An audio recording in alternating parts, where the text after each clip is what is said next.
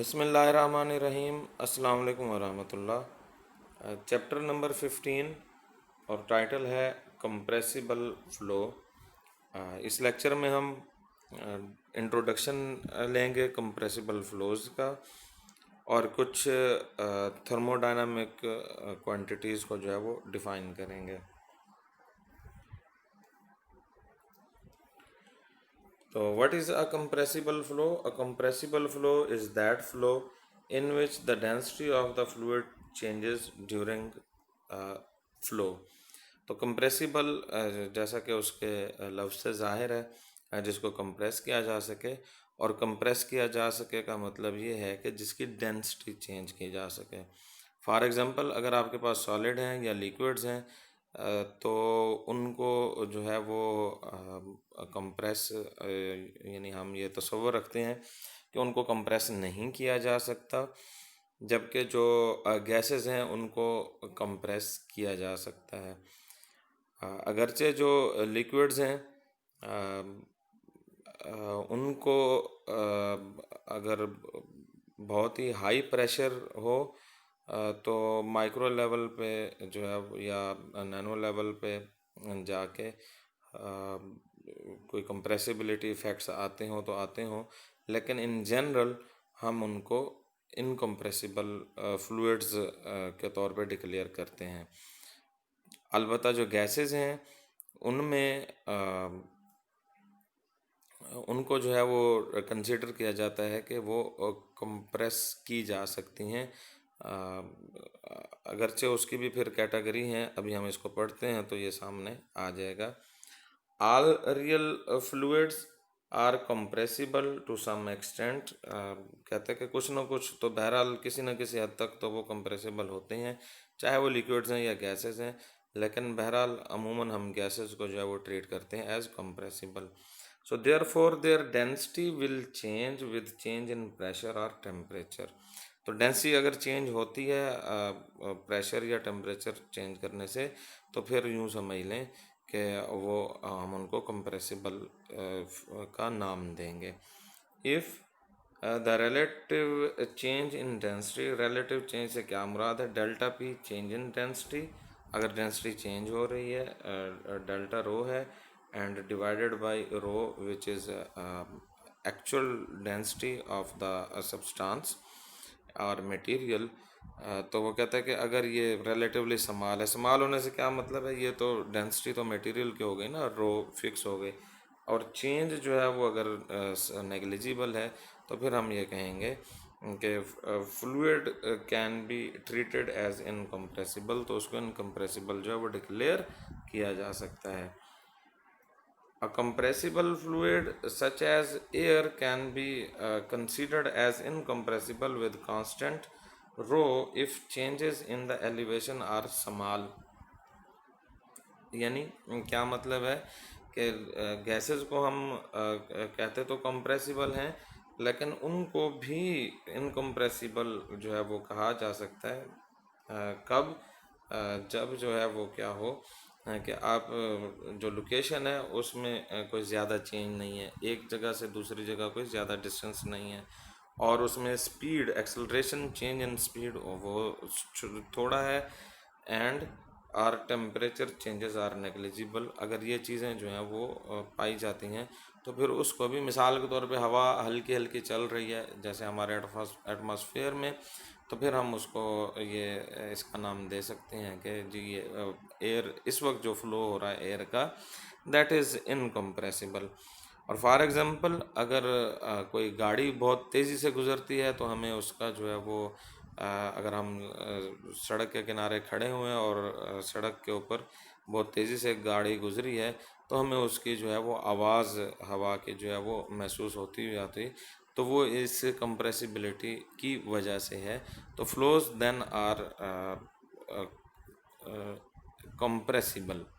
इस तरह जहाज़ है, उसकी स्पीड बहुत ज़्यादा होती है तो वहाँ पे भी कंप्रेसिबिलिटी इफ़ेक्ट्स पाए जाते हैं। In other words, if Mach number u over c, u जो है वो किसी मटेरियल या फ्लूइड की जो है वो वेलोसिटी है, और c जो है where c is the sonic velocity sound की वेलोसिटी है।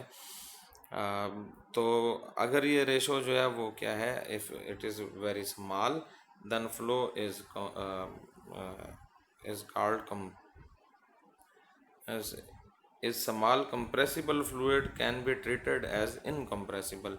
यानी स्पीड जो है वो साउंड की स्पीड से रिलेटिवली बहुत कम है, तो फिर कंप्रेसिबल फ्लूइड को भी हम इनकम्प्रेसिबल की एज ट्रीट कर सकते हैं, जैसे मैंने अभी बताया है कि स्पीड कम है तो हम उसको ये कहेंगे कि उसमें कंप्रेसिबिलिटी इफेक्ट्स नहीं है। अब ये जो मैक नंबर है U/C, आप इसको ये रेशो है, नंबर है, ये फ्लूइड मैकेनिक्स 1 में आपने इसको पढ़ रखा है। ये डायमेंशनलेस नंबर है। डायमेंशनलेस क्यों है? क्योंकि सेम क्वांटिटीज़ हैं, वेलोसिटी हैं दोनों U और C, तो लिहाजा इनके यूनिट जो है वो रेशो जब आप लेते हैं तो यूनिट जो है वो भी कैंसिल आउट हो जाते हैं, तो नंबर रह जाता है, तो उसको नाम दिया गया है मैक नंबर का। अब अगर U और C दोनों इक्वल हों तो फिर क्या होगा, इसकी जो रेशो है वो 1 आ जाएगी। और अगर रेशो जो है वो मैक नंबर 1 आ जाए तो इसका मतलब ये है कि speed of sound is equal to speed of the fluid. तो इस वक्त जो है ये बहुत ही हाई जो है वो स्पीड होगी, तो कंप्रेसिबल फ्लो लाजमी तौर पर उस वक्त होगा। The gases are treated as compressible fluids and study of this type of flow is often referred as gas dynamics। तो अगर compressibility इफ़ेक्ट्स जो हैं वो पाए जाते हैं, यानी हाई स्पीड फ्लूइड्स हैं, तो फिर फ्लो जो है वो कंप्रेसिबल है, और फिर इस को जो है वो अलग फील्ड का नाम भी दिया जाता है अमूमन। तो इसको जो है वो क्या कहते हैं कि this type of flow is refer to gas dynamics. Some important problems where compressibility effects has to be considered are flow of gases through nozzles or orifices, compressors, flight of aerospace and projectile moving, and water hammer and acoustics. तो water hammer नहर के किनारे पे जो है वो जब वो लगता है वाटर, तो वो उसको जो है वो उसके किनारों की तोड़ फोड़ करता रहता है, तो ये उस हवाले से ये कहा जा रहा है। लेकिन बहरहाल अमूमन जो है वो गैसेस को ही कंप्रेसिबल माना जाता है।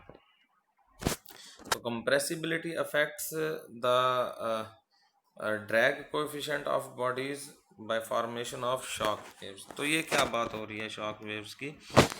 ड्रैग फोर्स क्या है? ड्रैग फोर्स पिछले चैप्टर में जो है वो डिफाइन किया गया है, उसकी जो है वो ड्रैग एंड लिफ्ट वहाँ पे स्टडी किया गया है। तो पिछला चैप्टर तो हमने हमारे उसमें कोर्स में इंक्लूडेड नहीं था, इसलिए हमने पढ़ा नहीं है। बहरहाल यहाँ पे मैं थोड़ा सा एक्सप्लेन करने की कोशिश करता हूँ। फॉर एग्ज़ाम्पल ये आपके पास जो है वो एक गाड़ी है, या that may be some object, या आपके पास कोई गाड़ी है, और यहाँ पे जो है वो जब ये चलती है गाड़ी, मिसाल के तौर पे लेफ़्ट से राइट पे इस वक्त गाड़ी जा रही है, तो हवा का जो अटैक है वो ये जो मैंने काफ़ी सारे एरोज़ बनाए ये इस तरह से होगा। अब जब वो हवा के यहाँ से इस बॉडी के साथ टकराती है तो पहली लेयर तो हमने वैसे ही कहा हुआ है कि वो उसके साथ स्टिक हो जाती है, क्योंकि जो रियल फ्लूइड्स हैं वो हम ये नो स्लिप कंडीशन की हमने जो है वो बात की हुई है पिछले लेक्चर्स में भी। उसके बाद पीछे से आने वाली जो हवा है वो उसके साथ साथ जो है वो स्ट्राइक करती रहती है। तो यहाँ पे फिर अभी एक जो लेयर है वो अभी निकली नहीं होती, पीछे से और आ जाती है, क्योंकि इसकी जो गाड़ी की स्पीड है जिसका नाम हमने U वेलोसिटी रखा हुआ है वो बहुत ज़्यादा है। तो लिहाजा ये जो है वो यहाँ पे उसका अटैक होता रहता है, उसकी बॉडी जो फेस उसके साथ इंटरेक्ट कर रहा होता है एयर के साथ। तो यहाँ पे जो है वो कंप्रेसिबिलिटी इफेक्ट, फिर जैसे ही ये फिर एयर उसको रास्ता मिलता है वो रिलीज़ होती है। जब वो रिलीज़ होती है तो चूँकि वो कंप्रेस हुई हुई एयर होती है, तो जब ये साइड पे निकलती है बॉडी से, कार की मैं बात कर रहा हूँ या एयरप्लेन है, उसकी मैं बात करूँ तो जब ये बाहर को निकलती है तो वहाँ पे उसको चूँकि वॉल्यूम जो है वो स्पेस उसकी जो है वो चूँकि ज़्यादा होती है तो वहाँ पे वो अ, अ, अचानक से जो है वो रिलीज़ होता है प्रेशर, यानी कंप्रेसिबिलिटी अचानक से वो क्या होती है, कंप्रेस हुई एयर जो है वो रिलीज़ होती है, यानी जो उसके पार्टिकल्स हैं एक दूसरे से दूर होते हैं, डेंसिटी उसकी कम होना शुरू होती है, तो वो वहाँ पे फिर जो है वो साउंड जो है वो क्रिएट होती है और फिर उसकी वजह से यानी हम ये जो साउंड का पैदा होना है ये इस वजह से है कि वहाँ पे शॉक वेव्स जो हैं वो प्रोड्यूस हो रही हैं।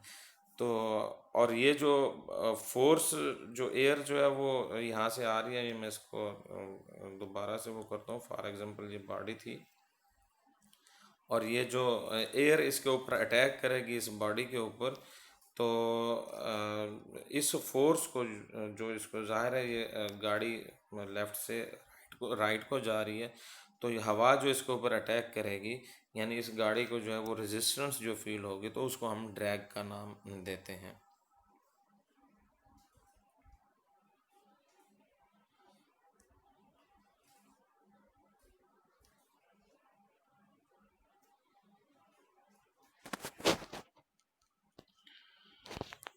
आगे basic thermodynamic relation, the characteristic equation of state. Equation of state हम ये जानते हैं कि पहले हमने अपने पिछले क्लासेस में हमने इसको पढ़ रखा है, P V over T is equal to constant, यानी ये प्रेशर वॉल्यूम और टेम्परेचर का जो है वो रिलेशन है, या फिर वो कहते इसको इसने रीनेम भी किया है, रीअरेंज भी किया है कि rho P over rho is equal to R T. तो ये कैसे आया है, आपको जानते हैं कि volume V this is equal to mass over या रो आपके पास डेंसिटी जो है वो है मैस ओवर वॉल्यूम। तो ये जो रिलेशन है वी लेफ़्ट साइड पे, ये इस इक्वेशन पे जहाँ पे ये मैं हाईलाइट कर रहा हूँ इसके लेफ़्ट साइड पे ये जो स्मॉल वी है ये यूनिट मैस के लिए एम इज इक्वल टू 1 है। तो यहाँ से हम कह सकते हैं कि rho is equal to 1 over V. तो यहाँ पे जो v है फिर यहाँ से इसको रीअरेंज करें तो क्या आ जाएगा, v is equal to 1 over rho. ये मैं इसको दोबारा लिखता हूँ तो हम यहाँ से कह सकते हैं कि v is equal to 1 over rho where mass is equal to 1। तो यहाँ पे v की जगह पे 1 ओवर रो रख दिया तो p ओवर रो हो गया, और t को दूसरी साइड पे ले गए r वाली साइड पे, तो ये बन गया p over rho is equal to R T. Excuse me.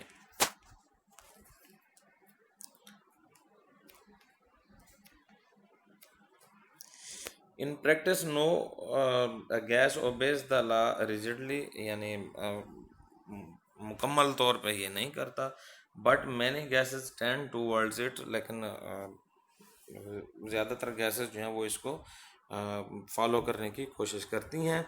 An imaginary ideal gas which obeys this law is called the perfect gas, and the equation PV is equal to over T is equal to R is called the characteristic equation of state of a perfect gas.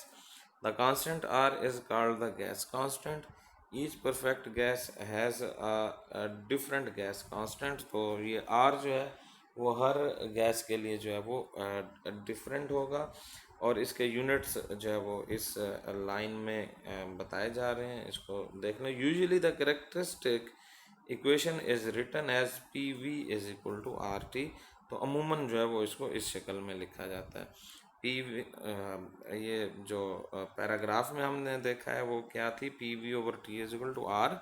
तो ठीक है इस तरह लिख लें या इसको rearrange कर लें और इक्वेशन नंबर 15.1 की शक्ल में लिख लें, no problem.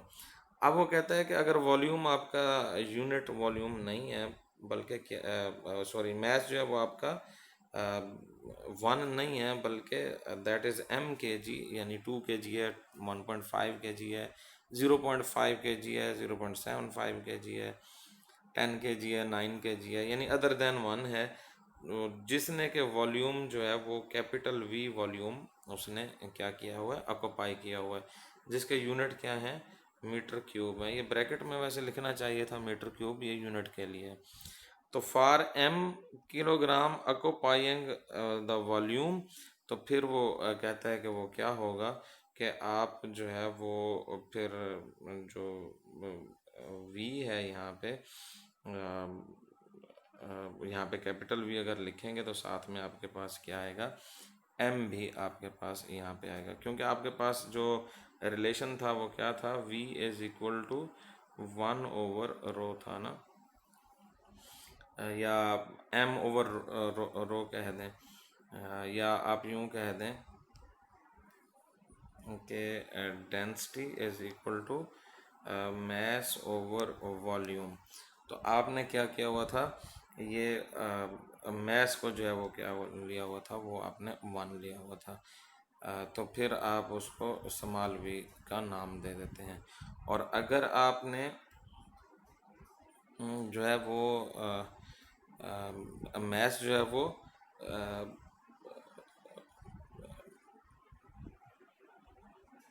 v is equal to क्या था, m ओवर रो। तो अब आप यहाँ से देख सकते हैं कि m और v जो है ये अपोजिट साइड्स पे हैं। तो अगर आपने v जो है वो यूनिट v नहीं लिया, यानी यूनिट मैस वाला v नहीं लिया बल्कि कैपिटल, तो फिर m जो है वो दूसरी साइड पे अपीयर हो जाएगा। तो ये उसकी उसने लिख ली है।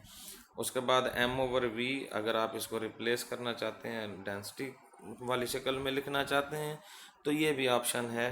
आपके पास क्या है, रो इज इक्वल टू है मैस ओवर वॉल्यूम। तो आप m ओवर v को रिप्लेस कर सकते हैं रो के साथ। तो ये रो के साथ जो है वो यहाँ पर, तो ये रीअरेंज किया गया है। मुख्तलिफ सूरतें जो हैं वो इसकी ज़रूरत के मुताबिक हम इसको कर सकते हैं। तो taking log on both sides we get, तो बोथ साइड से क्या मुराद है, इक्वेशन नंबर 15.2 की p है और रो आर टी, इन दोनों साइड पे लॉग अप्लाई कर दें, तो ये आपके पास जो है वो लॉग का जो रूल है उसके तहत प्रोडक्ट है, तो सबका लॉग जो है वो अलग अलग आ जाएगा सब क्वांटिटीज़ का। और उसके बाद डिफरेंशिएट कर दें, डिफरेंशिएट कर देंगे तो फिर क्या होगा, लॉग का डेरिवेटिव लॉग पी का 1/p, और आगे डी पी ओवर जो भी वेरिएबल है, जिस वेरिएबल के तहत आप ले रहे हैं वो उसके साथ जो है वो ये आ जाएगा। फॉर एग्जांपल x के लिहाज से ले रहे हैं तो D P over D x, तो सबका इसी तरह से आएगा। और डी एक्स जो है वो डिफरेंशियल, ये सब में चूँकि कॉमन आ रहा है तो उसको इग्नोर किया जा सकता है। इसको जो है वो फिर वो कह रहा है कि upon differentiating we may get this, since R is constant, R चूँकि कांस्टेंट है तो फिर इसका जो डिफरेंशियल है वो ज़ीरो हो जाएगा। वो ज़ीरो हो जाएगा तो ये क्वांटिटी यहाँ से वैनिश हो जाएगी। बाकी जो दो क्वांटिटीज़ बची हैं उनको लेफ़्ट साइड पे ले आएँ, तो आपके पास ये जो एक्सप्रेशन बना है 15.3 में, इसको वो कह रहा है कि ये क्या है, is the differential equation of perfect gas. उसके बाद स्पेसिफिक हीट, वो कहता है कि specific heat of a solid और liquid is defined as heat required to raise unit mass through 1 degree temperature rise. यानी आप किसी मटेरियल की स्पेसिफिक हीट की बात कर रहे हैं तो उसका एक यूनिट मास, एक यूनिट से क्या मुराद है, ग्राम ले रहे हैं तो ग्राम की बात कर लें, किलोग्राम ले रहे हैं तो किलोग्राम ले लें। तो 1 किलोग्राम मैस के टेम्परेचर 1 डिग्री अगर बढ़ाते हैं तो उसके लिए जो हीट दरकार है उसको हम क्या कहते हैं, स्पेसिफिक हीट कहते हैं। इसकी बहुत सारी वो कहता है कि टाइप्स हो सकती हैं। अमूमन जो है वो यूजुअली हमारे पास दो टाइप्स हैं, specific heat at constant volume and specific heat at constant pressure. In case of real gases, Cp and Cv vary with temperature, but a suitable average value may be uh, used for most practical purposes। और इनका Cp और Cv का जो relation है ये equation number 15.4 में दिया जा रहा है कि Cp जो है वो इक्वल होता है किसके, Cv प्लस R के। अब इसका जो है वो specific heat at constant volume C, इसका क्या मतलब है कि आपने वॉल्यूम कांस्टेंट रखना है, फिक्स रखना है, और आपने हीट एक दर्जा बढ़ानी है, तो फिर ये स्पेसिफिक हीट कहलाएगी एट कांस्टेंट वॉल्यूम।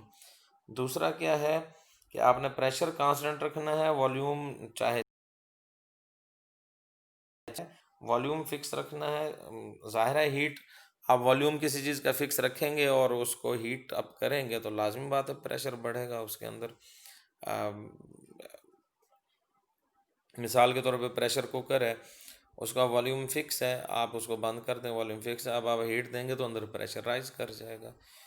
इसी तरह से दूसरा ऑप्शन क्या हो सकता है कि आप प्रेशर को फिक्स करें, यानी प्रेशर अगर आप फिक्स रखते हैं तो इसका मतलब ये है कि जो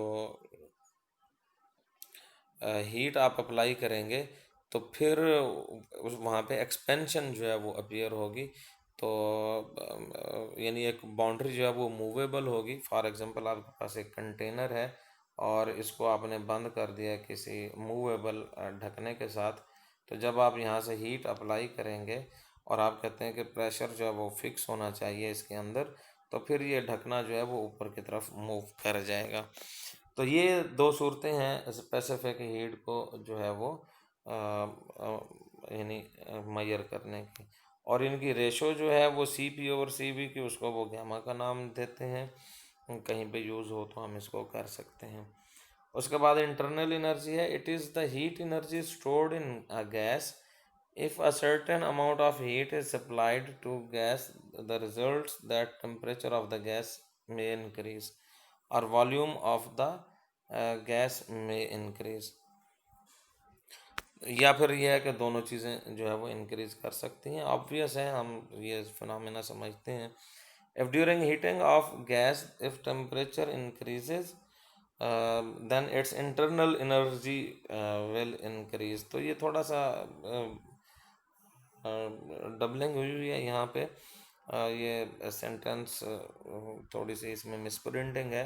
तो इसका क्या मतलब है इस फिक्रे का, जो आपने समझ लेनी है कि अगर जो है वो हीट किसी को जो है वो गैस को किया जाए तो उसकी इंटरनल एनर्जी जो है वो इंक्रीज होगी। उसके बाद जॉल्स लॉ है, joules law of internal energy states that internal energy of a perfect gas is a function of temperature only. यानी सिर्फ टेम्परेचर के ऊपर ये डिपेंड कर रही होगी। आप हीट अप कर रहे हैं किसी बॉडी को तो उसकी इंटरनल एनर्जी इंक्रीज हो रही है, और अगर उसको कूल डाउन कर रहे हैं तो ये कहा जाएगा कि उसकी इंटरनल एनर्जी को डिक्रीज किया जा रहा है। एक इम्पॉर्टेंट बात यहाँ पे कमेंट किया जा रहा है पहली पहली लाइन में, we do not know how to find the absolute quantity of internal energy. हम इंटरनल एनर्जी मेजर नहीं कर सकते किसी क्वांटिटी की, अलबत्ता चेंज इन एनर्जी जो है वो however what is needed in engineering is the change of internal energy. तो हम इंटरनल एनर्जी की चेंज में जो है वो इंटरेस्टेड हो सकते हैं और हम इसको जो है वो मेजर कर सकते हैं। अब वो कैसे कर सकते हैं, वो जहाँ उसकी ज़रूरत होगी तो ये वहाँ पे फिर आएगी। इंटरनल एनर्जी कंप्यूट नहीं कर सकते, अलबत्ता चेंज इन एनर्जी जो है वो कंप्यूट कर सकते। कैसे कर सकते हैं भाई? ऐसे ही कर सकते हैं कि कितनी हीट सप्लाई कर दी आपने, जितनी कर दी वो चेंज इन इंटरनल एनर्जी होगी बस। टोटल की हम बात नहीं कर सकते कि उसमें कितनी है, अलबत्ता हीट सप्लाई कितनी की है, ठीक है, उसमें से निकाली कितनी है, ठीक है, that is change in internal energy. उसके बाद है enthalpy, one of the fundamental quantities which occur in thermodynamics is the sum of internal energy U and pressure volume product। ये जो PV है, प्रेशर वॉल्यूम, इसको प्रेशर वॉल्यूम वर्क भी कहा जाता है। दस सम इज कॉल्ड द एंथैल्पी। अब ये यू जो है वो इंटरनल एनर्जी है, और पी यू, ये पी यू उसने ये यहाँ पे अगेन में स्प्रिंटिंग है, ये एक्चुअली रिलेशन है H is equal to U plus P V. Pressure volume. तो ये रिलेशन जो है ये यूनिट मास के लिए है, यानी m=1 के लिए है, यूनिट मास के लिए रिलेशन है। तो वो कहता है कि internal energy plus work done, इसका जो सम है इसको कहा जाता है कि this is enthalpy of the system. और अगर मैथ जो है वो यूनिट नहीं है बल्कि मैथ जो है वो एम है, यानी एम किलोग्राम है, 10 किलोग्राम है, 50 है, 15 है, जितना भी है, तो उसके लिए फिर ये रिलेशन है H=, capital U plus P capital V। अब ये V यहाँ पे ये करेक्ट आया हुआ है, वेयर H=mH। तो ये total enthalpy of the system है। उसके बाद है डेफिनेशन एनर्जी की। तो एनर्जी की जो है वो मुख्तलिफ शक्लें हो सकती हैं। Energy is a general term, energy in transition and stored energy. Stored energy वो है जो कि किसी सब्सटेंस में, मटेरियल में जो है वो स्टोर है और हम उसको किसी भी वक्त जो है वो उसको यूज़ कर सकते हैं, किसी भी वक्त। और ट्रांजिशन से क्या मुराद है? ट्रांजिशन से ये मुराद है कि जिस वक्त वो एनर्जी अवेलेबल है आप बस उसी वक्त उसको यूज़ कर सकते हैं, आगे पीछे उसको नहीं यूज़ कर सकते। द स्टोर्ड, उसकी मिसाल ये है, इलेक्ट्रिसिटी है फॉर एग्जांपल, आपके पास इलेक्ट्रिसिटी आ रही है, आप यूज़ कर रहे हैं, और अगर वो नहीं है तो नहीं है। इसी तरह से हीट एनर्जी है, हीट एनर्जी जो है वो भी ट्रांजिशन एनर्जी है। ऐसा नहीं हो सकता कि आप मिसाल के तौर पे चूल्हा जला लें और उससे जो हीट प्रोड्यूस हुई है उसको किसी तरीके से काबू कर लें, और मिसाल के तौर पे दोपहर को आपने चूल्हा जला के हीट स्टोर कर ली है और शाम को फिर आप कहें जी अब मैं उसी हीट से खाना बना लूँ या चाय बना लूँ या इस तरह की, तो ऐसा नहीं हो सकता। तो ये जो चूल्हा है फॉर एग्जांपल गैस है उसमें, या केरोसिन ऑयल है, या कोई और चीज़ है, केमिकल्स हैं, हाइड्रोकार्बन्स हैं, फ्यूल की मैं बात कर रहा हूँ, तो ये सारे इनमें एनर्जी स्टोर है, केमिकल एनर्जी स्टोर है।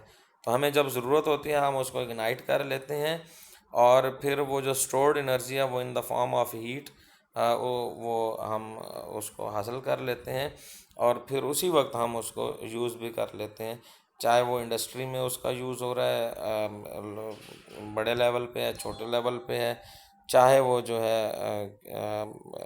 इसमें है क्या कहते हैं, घरों में आप जो है वो उसको यूज़ कर रहे हैं। So energy of a substance may be in the form of mechanical energy and internal energy. Other form of store energy may be chemical energy and electrical energy. Um, Part of the store energy may take the form of either potential energy or kinetic energy due to velocity. The balance part of the energy is known as internal energy. Heat and work, these are the form of energy in transition and are the only forms in which energy can cross the boundary of a system. तो इसमें वही है कि जब आप उसको available है आप उस वक्त उसको यूज़ कर सकते हैं। Work is said to be done when a force moves through a distance। किसी ऑब्जेक्ट को, किसी सब्सटेंस को वो मूव करता है एक जगह से दूसरी जगह, तो फिर हम उसको जो है वो उस एनर्जी को जो है वो हम क्या कहते हैं, वर्क कहते हैं।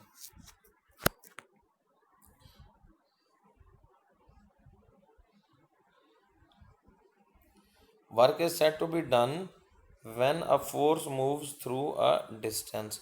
If a part of the boundary of a system undergoes a displacement under the action of a pressure, the work done V is the product of the force and the distance it moves in the direction of the force. अब work अगर system के ऊपर जो है वो system से लिया जाए आउटपुट के तौर पे तो वो पॉजिटिव होता है, और अगर इनपुट के तौर पे दिया जाए सिस्टम को तो फिर वो नेगेटिव होता है। यानी हमने कोई चीज़ रिसीव की है तो वो पॉजिटिव है, और अगर कोई चीज़ जो है वो लॉस की है या दी है तो उसकी डायरेक्शन चूँकि उलट हो जाएगी, यानी एक डायरेक्शन आने की है, एक जाने की है, तो आने की डायरेक्शन को पॉजिटिव कहा जाता है और जाने की डायरेक्शन को नेगेटिव कहा जाता है। इस तरह से आगे हीट है। Heat denoted by symbol Q may be defined as an analogous way in an analogous way to work as follows. Heat is something which appear at the boundary when a system changes its states due to difference in temperature between the system and its surroundings. तो इसी तरह से heat अगर आप receive कर रहे हैं तो उसको प्लस क्यू है, और अगर आप उसको लॉस कर रहे हैं तो वो माइनस क्यू है।